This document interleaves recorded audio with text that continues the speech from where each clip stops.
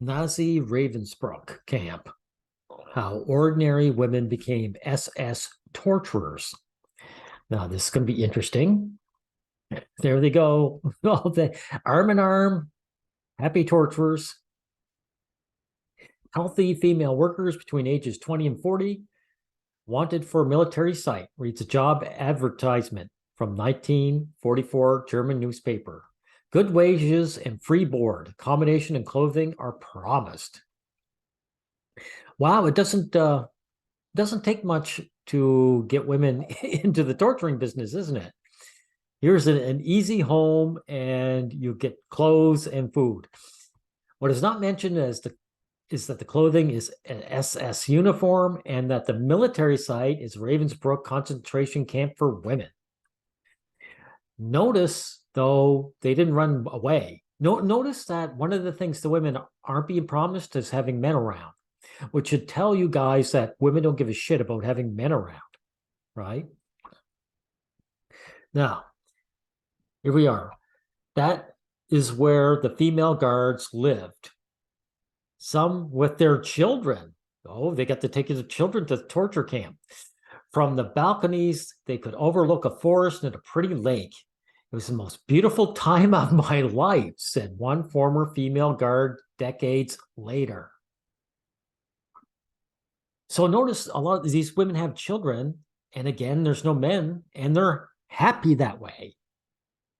And guess what, guy? This is before the nuclear family big boom, right? So it's not just today's women, is it?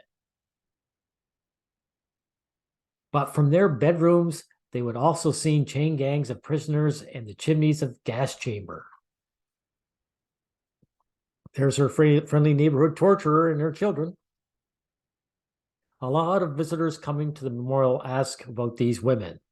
There are not so many questions about men working in this field, says Andrea Ganest, director of the Memorial Museum at Ravensbrück. And she shows me where the women lived. People don't like to think that women could be so cruel. Yeah, that's society's problem. That's society's problem. Is this bias towards women? No one wants to believe that they're just as bad as the men. Many of the young women came from poor families, left school early, and had few career opportunities. Yeah, in other words, they didn't have some man to leech off of, I guess. The German men were too poor. That's what the Second World War, by the way, was all about, everyone. Is Germany was dirt poor at the time. All wars are about resource acquisition of some sort, right? A job at a concentration camp meant higher wages, comfortable accommodation, and financial independence. It was more attractive than working in a factory, says Dr. Genest. God. So, working for a living, that's a bummer. But torturing other women for a living, that was great. As a matter of fact, one woman said it was one of the most beautiful times of her life. Many had been indoctrinated early in the Nazi youth groups and believed in Hitler's ideology. They felt they were supporting society by doing something against its enemies. How is torturing other people helping your society? I mean, I could see notice these women didn't sign up to shoot the enemy, where they'd put their lives in danger. Their idea of helping society is to bully and beat up and torture people under their charge. Hell and home comforts. Inside one of the houses, a new exhibit displays photos of women in their spare time. Most were in their 20s, pretty with fashionable hairstyles. The pictures show them smiling while having coffee and cake at home, or laughing arms linked as they go for walks in nearby forest with their dogs. Again, I want you guys to notice, there they go, happy as larks with their dogs. There's no men around, and they're happy that way. I'm going to repeat that. There's no men around and they're happy that way. Women need men to keep the infrastructure going, but they don't want men around. These are the people they want to hang with, each other. So suffer, all you guys who just can't take it. Now, the scenes look innocent until you notice the SS insignia on the women's clothes, and you remember that those same Alsatian dogs were, sorry for screwing up the name, were used to torment people in the concentration camps. Some 3,500 women worked as Nazi concentration camp guards, and all of them started out at Ravensbrück. Many later worked in death camps such as Auschwitz and Bergen-Belsen. They were awful people, 98-year-old Selma Van Peer tells me on the phone from her home in London. She was a Dutch Jewish resistance fighter who was imprisoned in Ravensbrück as a political prisoner. Wow. Van Peer, she was actually involved in the fighting. But these women weren't. Their idea of being heroes was torturing people. They liked it probably because it gave them power. It gave them lots of power over the prisoners. Some prisoners were very badly treated, beaten. Yes. Women are cruel. Husbands find that out. Selma worked underground in the Nazi-occupied Netherlands and bravely helped Jewish families escape. September, she published a book in the UK about her experiences. My name is Selma. This year, it will be released in other countries, including Germany. Selma's parents and teenage sister were killed in the camps. Almost every year, she returns to Ravensbrück to take part in events to ensure the crimes committed here are not forgotten. I think that'll be tough because as you read this article, you'll find out that a lot of these ladies didn't suffer much on the aftermath. Ravensbrück was Nazi Germany's largest female-only camp. More than 120,000 women from all over Europe were imprisoned there. Many were resistance fighters or political opponents. Others were deemed unfit for Nazi society. Jews, lesbians, sex workers, or homeless women. Wow. This is the only time I really hear that lesbians suffered. And sometimes I wonder if they did. Like, how many of these women up here were lesbians that just preferred this, so a place where there would be no men around? Who can say? How many of these women were fooling around with the lesbians there, right? Anyway, get back to this.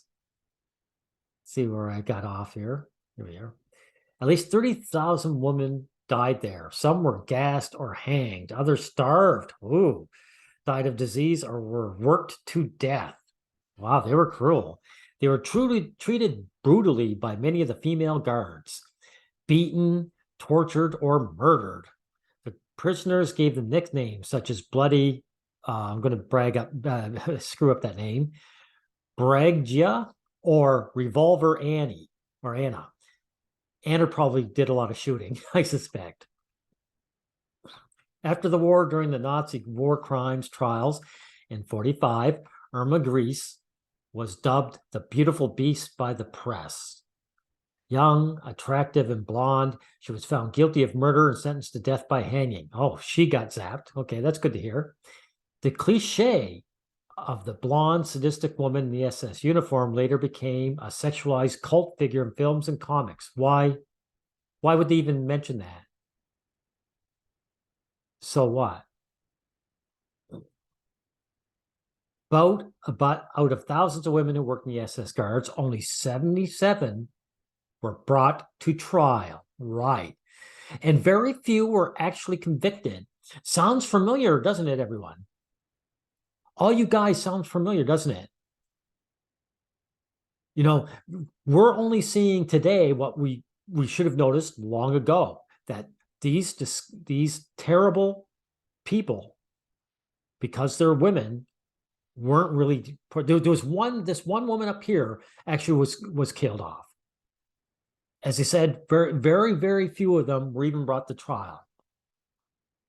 People never want to punish women for their crimes, ever. It's been that way from the dawn of time. And of course, here comes the I'm just a little girl. They portrayed themselves as ignorant helpers, easily done in patriarchal post-war West Germany. Most never talked about the past. They got married and changed their names and faded into society. Yeah. A lot of these women didn't have to run to Brazil, did they? South America. Like a lot of the guys who were SS, they had to get the hell out of Dodge. They had to go to like some place in South America so to remain alive and free. These women just got married. You know, the guys got married to her and said, "Oh, you used to torture people. Well, you're the girl for me. Let's make children." One woman, Herta Brothe, who was jailed for horrendous acts of violence, did later speak publicly. She was pardoned by the British. Wow.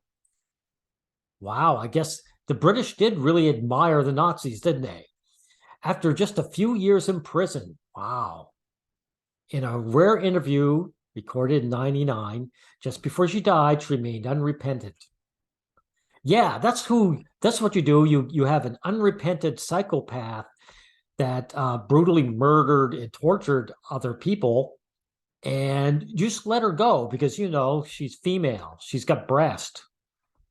Did I make a mistake? No. The mistake was that it was a concentration camp, but I had to go to it. Otherwise, I would have been put into it myself. That was my mistake. Oh, she's trying to claim victimhood. I would have been thrown in there if I didn't do it. By the way, I have no regrets for torturing all those other women, though. Right. That was an excuse former guards often gave, but it was not true. Records show that some new recruits did leave Ravenbrook as soon as they realized what the job involved. They were allowed to go and did not suffer negative consequences. Right. So the women who stayed liked that job. They wanted it. Period. I asked Selma if she thinks the guards were diabolical monsters. I think they were ordinary women doing diabolical things. Thank you, Selma. That's right. These women aren't especially bad. I think it's possible with loads of people, even in England. I think that can happen anywhere. It can happen here if it's allowed. I agree, Selma.